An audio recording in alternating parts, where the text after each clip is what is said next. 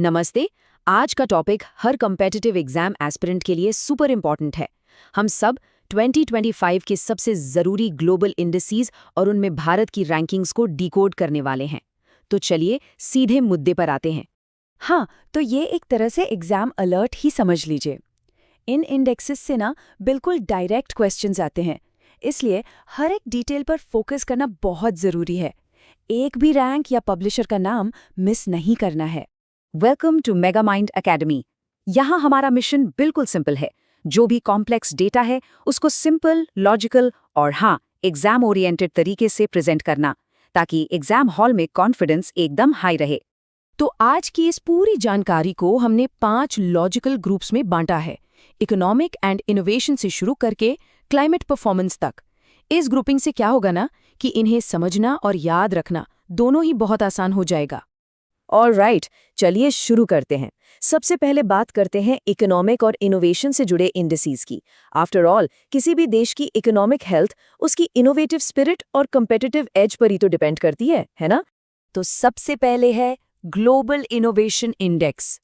इसको पब्लिश करता है वर्ल्ड इंटेलेक्चुअल प्रॉपर्टी ऑर्गेनाइजेशन यानी कि वाइपो। टोटल 139 इकोनॉमीज में से भारत की रैंक आई है 38। ये इंडेक्स बेसिकली ये मापता है कि इनोवेशन किसी देश में सोशल और इकोनॉमिक बदलाव लाने में कितना असरदार है।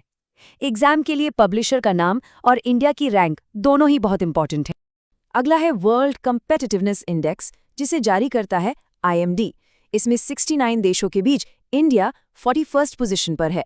अब इस इंडेक्स के बारे में एक इंटरेस्टिंग चीज है, ये सिर्फ GDP में ही देखता, बल्कि ये मापता है कि कोई देश लॉन्ग टर्म वैल्यू क्रिएट करने के लिए अपने रिसोर्सेज और कॉम्पिटेंसीज को कितने स्मार्ट तरीके से मैनेज कर रहा है।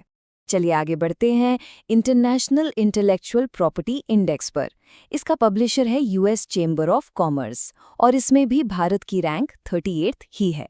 इसका मेन एम एक ऐसा ग्लोबल फ्रेमवर्क तैयार करना है जो स्ट्रॉन्ग IP स्टैंडर्ड्स को बढ़ावा दे, जिससे इनोवेशन और क्रिएटिविटी को एक सही प्लेटफॉर्म मिल सके।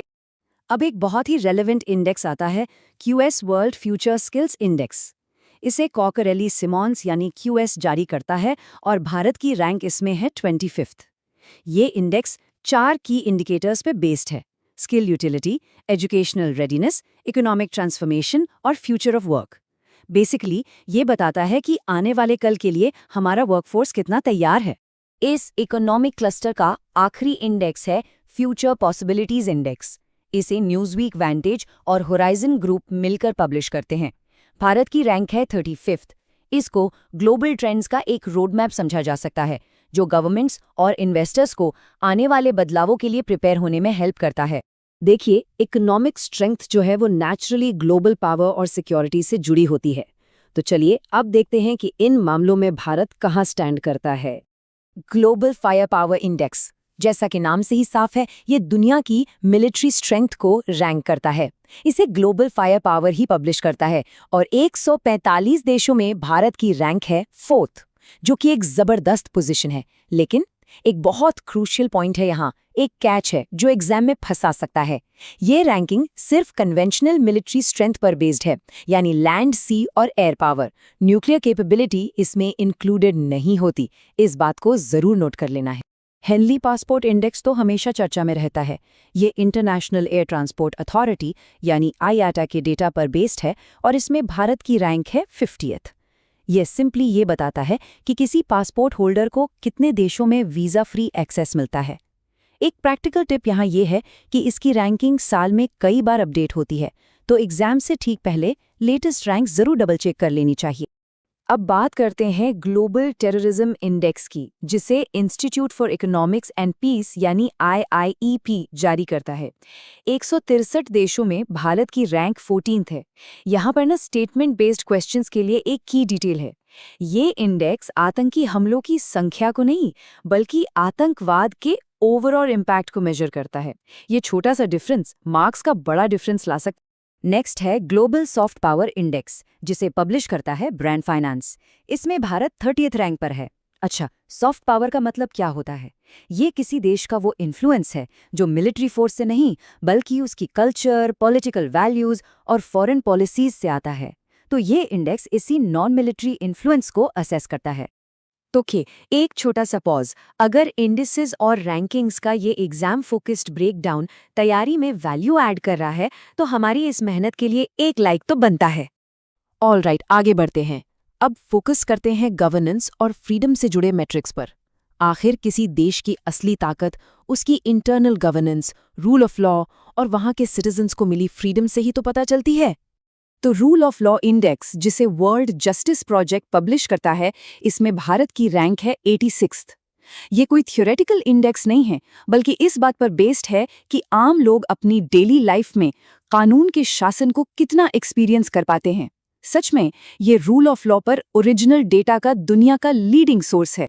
फिर आता है वर्ल्ड प्रेस फ्रीडम इंडेक्स, जिसे रिपोर्टर्स विदाउट बॉर्डर्स जारी करता है।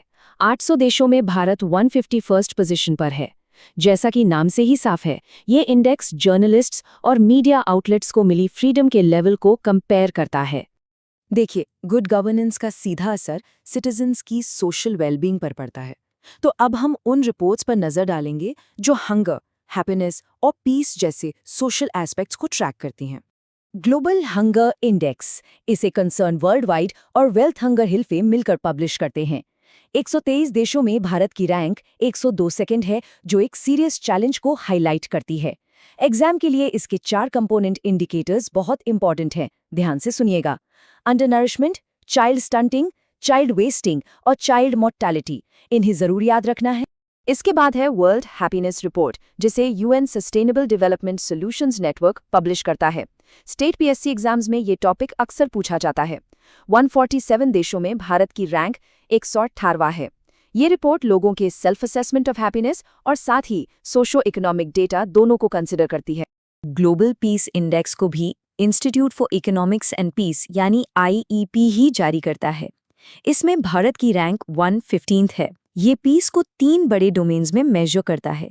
पहला, सोसाइटल सेफ्टी एंड सिक्योरिटी, दूसरा, ongoing domestic and international conflict का लेवल, और तीसरा, उस देश का डिग्री ऑफ मिलिटराइजेशन।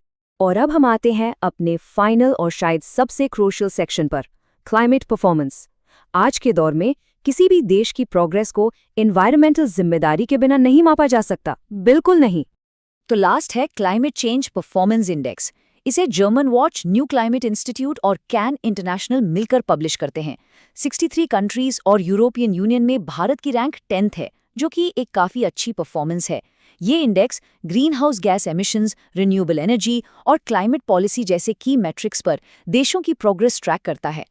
तो ये थे 2025 के सबसे इंपॉर्टेंट इंडिसेस। इस पूरे विश्लेषण को अगर 2-3 बार रिवाइज कर लिया जाए तो एग्जाम में डायरेक्ट मार्क्स सिक्योर हो सकते हैं। और ऐसे ही एग्जाम रेडी करंट अफेयर्स के लिए मेगामाइंड एकेडमी को सब्सक्राइब करना मत भूलिएगा।